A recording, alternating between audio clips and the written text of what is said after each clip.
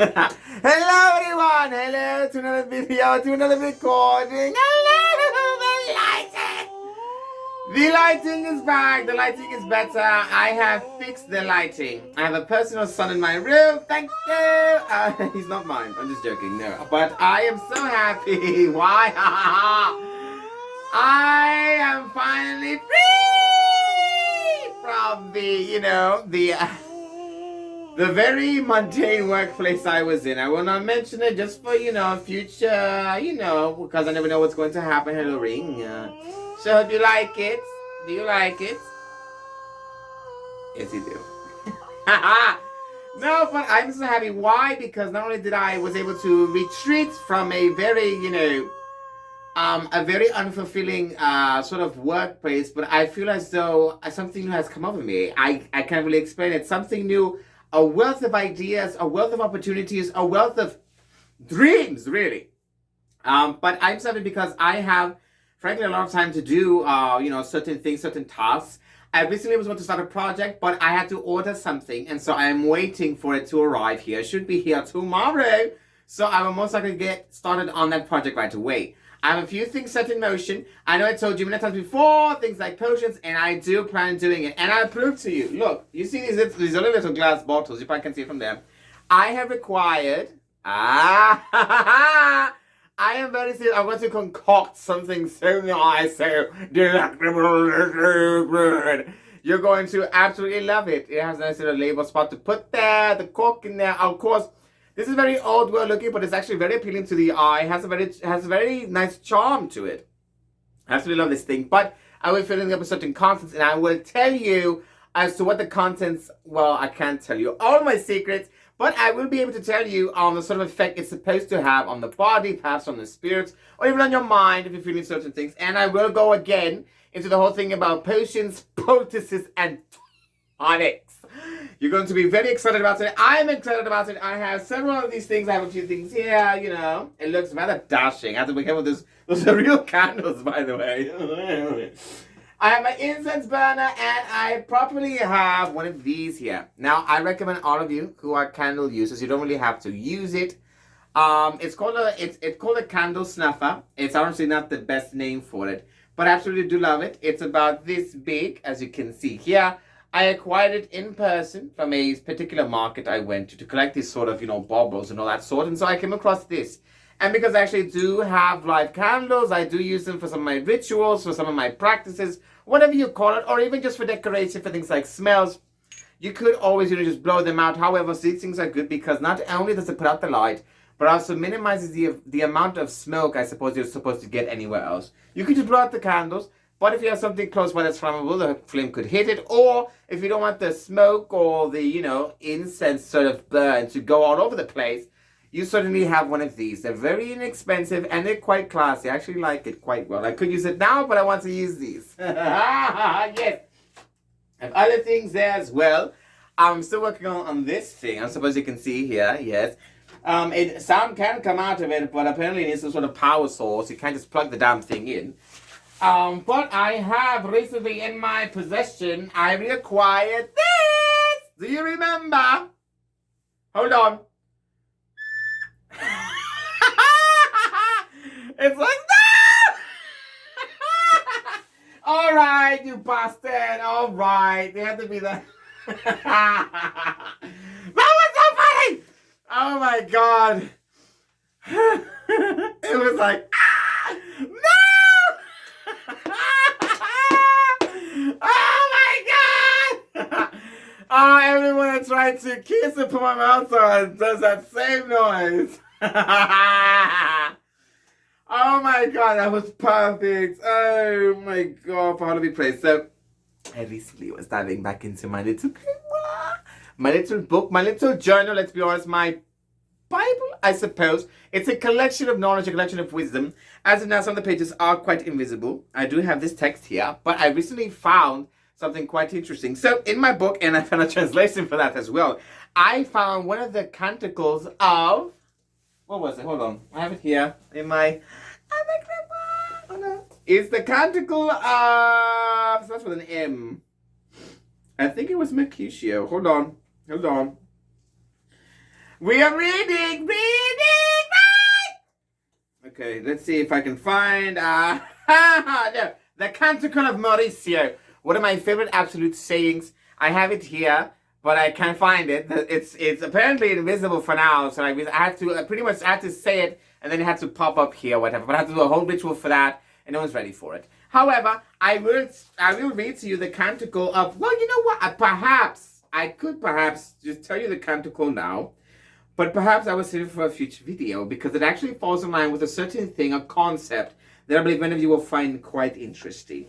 So I'm sorry to keep you in suspense, but if you're curious, tune into the next video. Yes, we have content. But no, I'm so happy because I have wonderful lighting.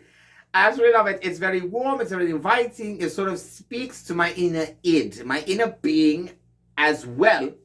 And I am so happy to be here. But frankly, there's a couple things I could talk to you about. So we recently had a scuffle at the school we didn't even open yet. We're going to open up in December. Well, in Christmas, or December, let's be honest. We're going to, well, what you call December. We open up in winter time. You know, we have a different calendar, different month systems, days. It's very complicated. I have a calendar upstairs, believe it or not, but I don't want to bring it down because I'm lazy. So, but no, we have something very special. We actually have a small kerfuffle because, well, a facumbus. That's what we have. We had a facumbus at the school. A few of the hybrids got into a fight. It became this big thing. Some people said it was egged on by the teachers or whatever. Bullying happens all the time. And I don't want to turn this into a bullying video because all these YouTubers want to talk about bullying. We know what bullying is. We don't need you to tell us how it is or how to deal with it. Everyone's experience is different. I had bullies. They're not around anymore. But I had them. Everyone does at a certain point in time. The difference is whether or not you'll keep allowing them to bully you. It's that simple. Some people don't have the faculties or perhaps the strength to gain the confidence. It takes time. It's not something that just happens overnight. At some point, you have to realize what can give you the power and the strength that you need. For me, it was anger. I got very angry. I was the type of person who had a very short fuse when I was a lot younger. I wasn't afraid to get my hands dirty, and I absolutely did.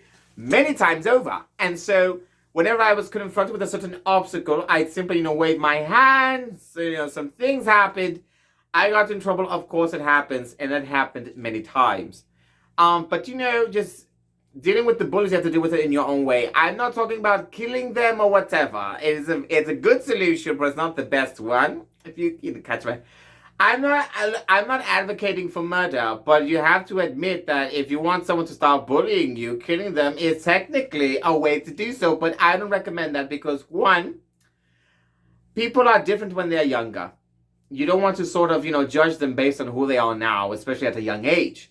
People change over time, hopefully, and they learn things, they gain experiences. And many oftentimes, certain people that were this sort of, oppressive force in another person's life come to regret it later. And it takes an immense amount of strength and accountability to come to the person they once hurt, oppressed, that they sort of victimized in a certain manner, to ask for forgiveness and things of that nature. However, it's good for them and it's good for you. It is very hard to get over those certain aspects. And I really don't want to get into this whole thing because I'm sort of going into a tangent about bullying, but it is something that happens on both sides of any equation. But people, they see or do something they perhaps don't consider bullying, but it is. Pressuring anyone to do anything, even if it's a large amount of people, the whole mob mentality thing, for whatever it is still technically bullying. It doesn't have to be cyber, physical, spiritual, mental. All of these things are fact, they are real, and they are experiences that all of us go through. Hopefully not on a daily basis, but these sort of things happen. Like I said, this channel is also not really for children. If you came upon this channel, I worry about your choices and your decisions in life. However, if you like my channel, I won't say a word to anyone. Because honestly, and no, I'm not really doing this for money. Of course, I am beyond that. I am doing this simply for the mana. I want as much mana as I can carry. The mana helps keep me young and keeps me virile, and it keeps me excited and happy and optimistic about my future. Over time, because of my certain, circumstances and my sort of confrontations with others and other beings, I have learned to turn all vast amounts of mana into my own proper source of energy and my own power. It is important to do that. You have to learn how to be a sponge. without having the thing pollute you or contaminate you in the inside. That is why so many people go mad. That is why so many people tend to have trouble letting things go. It's important to do that. It's important to keep that in mind. But yeah, so anyways, we had a sort of issue at the school. We had a facumbus, and then, some things were said, tears were shed, as well as blood, to be honest. And it did involve hybrids, and I believe a few mage children were involved. Luckily, around the school, we have known as scry observers. They're sort of like eyeballs. They act as, cameras, as you call them, around the school, because we're not stupid. We are aware that people do things, and magic is very dangerous, very unpredictable force. So we have to keep certain contingency plans in place to prevent any sort of thing from happening to the university, to other students as well. So, from the scry, it looked like some of the hybrids were just sparring or whatever. Things got to be heated as normal. I believe, one of the students who are passing by said something rather rude to one of the hybrids. I can't say it because I'll get cancelled. It is what it is, and they got into this fight. It sort of involved this thing, and there was a lot of issues going on. And what happened is that the person who was a hybrid, their animal beast-like nature took over, and it was almost a mauling. It was very bad. So we were able to stop it in time before it got even worse. The kid who mocked them is being treated, and right now the hybrid is going under disciplinary measures because these sort of things happen. It doesn't matter if it's not the hybrid's fault, but the fact that the hybrid has these sort of tendencies and that they did as much damage as they did. And because there's sort of a biases against hybrids, these sort of things led to that sort of example. But I did see the whole thing on the scries. They were all over the school. People saw it, but it's become this thing. And I'm sorry if I'm a bit jaded. I'm going through a lot of things right now, but nothing that concerns all of you, because honestly, what I go through, it is honestly not a problem for me. I have everything under control. Do you want to no? You want to let me blow you again? No? He didn't like my lips, apparently. I am not skilled in the art of blowing as I thought I was. Screw you then, you're lost. My lips are the lips of an Adonis. They are chapped. I don't care. I don't know. You don't need to know that. But anyways, so the subject I'm going to talk about today, it was ranging. There's a few things I was going to talk about. Something that was quite interesting and fascinating to me was a subject on the topic of angels, as it were, or at least what you consider angels. And the iconography that's very similar across different cultures and perspectives. However, I was like, well, should I really talk about that? I feel like, I've been going on and on about history and all these things and these mythological things and the differences or the similarities between them. And I was like, do you guys really care? But, there's a lot of things I could talk about. Well, I could talk about a few things. You know what? Let's make this a current event thing. When I have someone that, Philip, you need to learn how to do the editorial thing. I can't keep doing all these videos by myself. I'm not a savvy technician or technophile like you are, okay? You have to learn how to, bring me through these things. So, I learned a couple of things. I just really hate delving into things that other people dealt with. I just feel like I'm taking sloppy seconds. A piece of the pie is a piece of the pie. Actually, I think I will touch on that. So recently, I heard, and I'm I'm always paying attention to things about jewels, stones, crystals, and even gems. So I recently heard that there was a rapper, or whatever, Uzi Vert, or whatever, you guys probably already know this, that apparently had a 40 or 20 something million dollar diamond embedded within his skull, right here in the forehead. There's no reason why I won't recommend it, that's one. But I will go into the sort of significance behind that. Perhaps if there's anything, perhaps he probably thought nothing of it, but there perhaps are sort of spiritual, perhaps emotional connotations behind certain things when embedding jewels in the body. That also reminds me as well, I've recently been watching Black Clover. It is an anime. Yes, I watch anime, and I actually rather like it because it involves things like magic and things that happen in the in the anime turned out exactly as I thought it would be based on my study and my knowledge of magic and mana and how it works in different iterations and forms. So I was very excited about it. But before I get into that, if I will discuss about the significant thing about the whole embedding jewels into one's body, which was quite interesting. I didn't read into the whole story because, frankly, who cares? I don't really listen to his type of music if he has anything at all. I don't really know anything about his life. I'm not the type of person to just do that type of research. My concerns are of another nature, of another world, another dimension. I don't really pay attention to too many things happening in this realm because it is boring. It is mundane. I don't know why people care so much about it, because you guys don't have anything like magic in your lives. You have to cleanse these sort of things. So, and look, honestly, I'm open to interpretation and even to criticism. If you have a bit more information on what happened on the event itself of that person in particular, Uzi Vert, please feel free to put it in the comments. I would like to read something like that because it sort of gauges my interest. Don't make it a long paragraph where it's 50 or 100 words long. Try to minimize it as short as possible. Tell me what sort of things he does. I could research it myself, but I'm busy doing nothing. So apparently he had this very large and expensive jewel embedded into his cranium right here in the forehead. I don't know what kind of diamond it was, but it was very expensive. I don't know how somebody just bloody pulls a thing from your skull. I don't know if he was asleep or not, but it happened. It must have been very painful, perhaps. I'm not sure.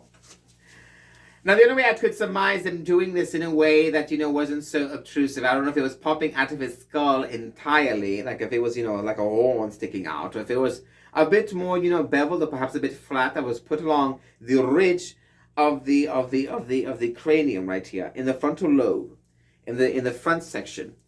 I don't know really why he did it, probably for some spiritual reasons. Probably thought he looked nice, which it did not. It was rather gaudy. Or perhaps he just wanted to, show off what he has, what he's able to do, which he's entirely free to do, so I have no problem with that. I do it, clearly. But what is interesting about that, when you're talking about jewels or gems, now this is very interesting. People who have practiced certain types of craft, who use crystals and gems, can probably attest to this. So the significance behind attaching something like a gem or a jewel to your foot or to your body at all, it would mean that you are essentially trying to absorb or perhaps imbue the properties of the gem into your body. You're sort of refocusing your spirit, refocusing your mana.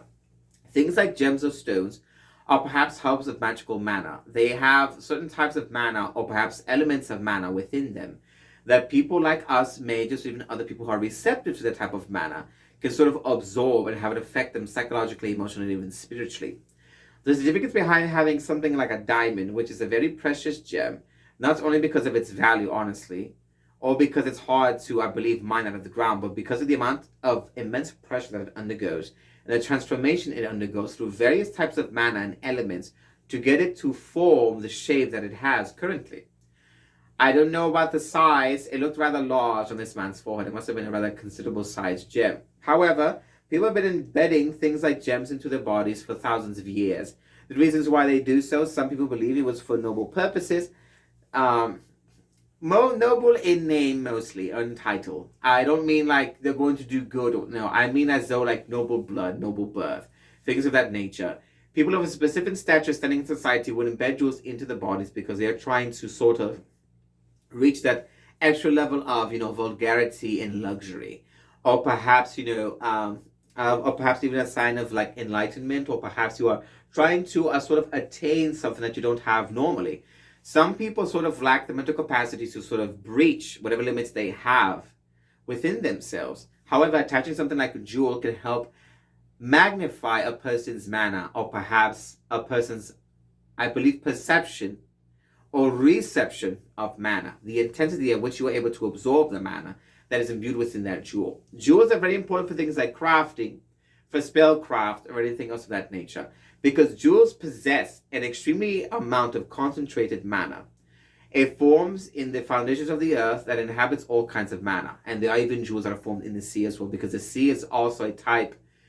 It is not mana itself, it is a physical representation of mana, as is air. However, the sea, like many other things that carry life, or perhaps that are important to life itself, carry a semblance of mana. Now, I don't know why he placed it on his forehead, but what I could imagine is that if it wasn't a vocal display of wealth, perhaps there's something curious about it. There are certain, types of things like inspirations you get from, I believe like the more, again, I'm not an expert, in the more like Hindu, perhaps Indian type of thing where it's mostly known a jewel on the forehead, the dot, or whatever, these things are sort of symbolic. And they have a type of, significance to the culture, to the people themselves. However, by a major standpoint, by my standards, by what I understand, by the things of jewels and embedding them into your body, is because you're essentially trying to amplify yourself. You're perhaps trying to focus your spirit, or perhaps any sort of mana you have, through the jewel, which is acting as a catalyst to enable you to connect to another realm's source of mana, to sort of reach a sort of higher level of perhaps understanding, or perhaps a high level of what's perhaps the proper word to describe it. I had the word in my mind a moment ago. Enlightenment, as it were. When you have something like gems, which are naturally formed jewels, all of these things, even regular stones or whatever, all of them sort of have the essences of mana within them, which is why they are highly prized. They are not only themselves valuable in a practical sense, in a market sense, but they are also valuable in the fact that they provide valuable sources of mana and perhaps properties and powers that some sort of are able to absorb from these sort of things, or sort of stones or whatever. So, for example, if you yourself are practicing, I believe, witch or whatever you identify as, you probably have a sort of inclination to these sorts of things for a specific reason. People that are sensitive to sort of things like magic or mana, or perhaps the spiritual realm, are in turn also susceptible to perhaps enhancing properties of stones, or even these sort of effects that they give off. There are certain people that can hold a stone that they read is supposed to give them things like confidence that they perhaps don't have any. Sometimes it can create a sort of a, what's it called? I forget the word, or I believe the term that is used. It's sort of supposed to provide a sort of false sense of that of which we're trying to acquire. It is sort of, trying to trick you into having that which you do not have. That sense of confidence. By you having that stone, by the stone acting as your form of confidence, you are now confident because you believe that stone gives you confidence. And so now you have confidence. I forget what sort of terminology is used to describe that sort of situation. But I believe a lot of you will sort of understand this sort of thing. And so when you're considering using things like stones or crystals or anything of that nature in your craft, you're essentially trying to absorb or perhaps even imbue yourself with the properties that that stone possesses. I will challenge perhaps the theology behind those certain things quite a bit. So it is quite common in many circles of, I believe, those practices that certain stones and certain gems have certain specific properties attributed to that stone itself. However, I must preface this that sometimes those stones are acquired in certain places where they normally aren't, that they will inherently sort of absorb the mana of those places. So, for example, this is sort of, very, very, very basic example. I don't really know them off the top of my head because there's so much, and I don't really use crystals or gems or stones in my craft, as it were. I'm strictly things like talking with things like, spirits, things like bardic practices, sort of, enhancing my magic through things like song, music, storytelling, imbuing the soul of myself, of my personal talents into my mana, into my magic, and in turn sending it forth into the other realm for the spirits to absorb, mainly Pahalo, who then gives me power back. It is sort of a give and take relationship. That's sort of my type of craft. Some might consider me a shaman or perhaps anything else, but it's not something that specific. What I have is very different, very peculiar, and very identifiable to my person alone. But let's say, for example, you have a stone. I don't really know which one, but let's say typically, in a typical sense, they say that this stone is supposed to imbue healing or perhaps relaxation, right? And they have all kinds of stones of the same kind and make that are supposed to give you these sort of abilities. But what I will suggest and what I will warn and caution to those of you who perhaps do practice these sort of things, to consider the fact as to where the stone itself was mined, despite of what it is, and how long it was there for. Because you have to sort of consult these things. You could consult the spirits, but not everyone is attuned to that sort of frequency like I am at times, apparently. Looking at you over there. I mean, he's a screamer! He's a screamer! But no, honestly though, you have to ask yourself the question. Now, some would argue, and there is sort of a counter debate to that argument, but I will say this. So when you're trying to dig up anything out of a certain location, let's say, for example, you have a certain gemstone. Let's just say, because I'm not an expert, we have something like an amethyst, right? Has a very nice purple hue color. The color itself has significance and meaning, and as well as how the crystal is formed itself also helps imbue that crystal with a certain type of power. However, by looking at geologists or gemologists, how they describe the way these certain jewels are formed, some of them could be a specific jewel that through different types of metamorphosis end up becoming a different shade with different slightly capabilities. It doesn't necessarily mean it's something completely different, but because you have a certain, color or whatever, it is automatically assumed it is the stone that gives you that source of peace, or perhaps a calmness, or whatever you're talking about. Not saying that stone does that specifically, but I'm using it as an example because I'm not an expert in that sort of field of work or study. So let's say, for example, that specific stone itself was left in a field where there's a lot of things like anxiety left over by, rotting corpses, or perhaps spirits that roam or dwell within the area.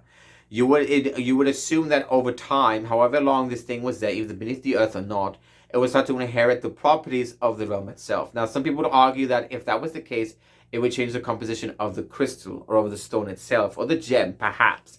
But realistically speaking, the gem has already undergone a very long process of hardening, of metamorphosis, of melting and hardening to get to where it's at right now. The sort of luster and the color it has. The issue I have sometimes is whether or not you have what exactly you're looking for. If you're looking for a gem, let's say you have an amethyst that's supposed to promote healing or whatever, as an example, right? And so that is assuming in his mind where amethyst is normally mined from, that would give it those properties, and that it would have the same color or not. But we found, and I have found, that there are many gems like amethyst, which are essentially the same exact type of gem, but it goes through slightly different color variations. Things, when you think about the thing like the emerald, the ruby, or the sapphire, apparently, according to gemology, from what I've observed, I believe, it is essentially the same exact stone, the same exact type of gem. What's different is the color. So one would assume that because it's that type of gem, because of the color it has as well, means that it's taking on this type of property, this healing property. I will also perhaps challenge as well, in a friendly manner, I believe in a debateful manner, whether or not the ability that it has is contingent upon the color that it took upon the process of its creation. Now, some would argue, and this is the counter argument, that, well, regardless of what it looks like or whatever, the fact that it was manifested to begin with within a certain area at all, as it was in its original form, it would keep and retain the power that it had. And what would bring to mind certain things like movies or things like weapons that have enchantments of, let's say, you have things like Excalibur, which is made by the lady in the lake, or perhaps you have a sword that is capable of bestowing the ability of fire, for example. It comes from a stone. The stone itself is able to, someone say pyrite or whatever, things of that nature. Pyrite can do it, but it has to go through a very, very long and intensive process, and it has to be fused with other gems to give it the color that it has, whatever. Things like amber are also able to give you that sort of property. Not in the hands, but I'm just trying to speak to you in a certain way. So let's say the stone amber itself is able to give you the power of fire. In the hands of a mage or someone who doesn't have magic, it sort of attribute those properties. If you can't use fire in a practical sense, you would then end up inheriting the sort of sub-abilities of that stone itself. Sort of invisible properties, or I believe the secondary abilities. Its primary function is to cast fire. Perhaps the secondary function is perhaps to give you perhaps increased strength or courage or whatever it is. So you would then take that stone and imbue it into a weapon. So then the weapon ends up inheriting the gifts of that stone, and whoever holds the weapon in place in turn inherit the gift that the stone provides. So they would say that that would mean that the stone itself is sort of immune to the environment in which it's in. If that stone was perhaps placed in a cursed volcano or whatever, it remains pure as to what it is. A stone of fire, a stone of confidence, or bravery, or whatever the stone was originally made for, regardless of where it is. So whoever is able to hold it, in turn, can inherit those abilities.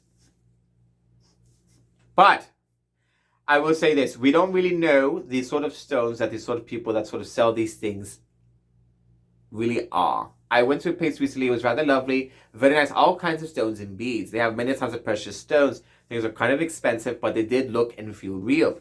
And so some of them are supposed to give you those sort of abilities that they sort of state that they have. But how would you know exactly? So those who are attuned to mana, or perhaps attuned to magic, or practice it in a certain form or fashion, are able to sort of pick up on these sort of tendencies. But the thing is that aside from doing I just had the word in my head, and sort of it having that sort of effect where you sort of have it, but not really. People that are perhaps are susceptible to that type of mana, or perhaps are able to receive that mana, can receive those gifts of ability from that stone. They have to identify it with their spirit, they have to attune to it, so they can then absorb the abilities that the stone has, that the jewel has. But I would say, for me, for example, stones are very powerful and potent tools for magic and for the craft. Some of them can have a wealthy amount of mana or magic within them, but some stones can be cursed. And some stones may look like, a rose, but may in fact not be. You have to be very careful when it comes to using those things in your craft. You don't really know at face value what the stone is. Gemologists actually know a lot more about stones than most, I believe, practicing witches do, because they look into the composition, what makes the stone the stone. However, they look at it at a practical and physical corporeal approach. We look at it as a more mana-driven, more magic and spiritual approach. But those sort of things you have to keep in mind. You have to be sure what you are getting is what exactly you want for your craft. For whatever it seems to be.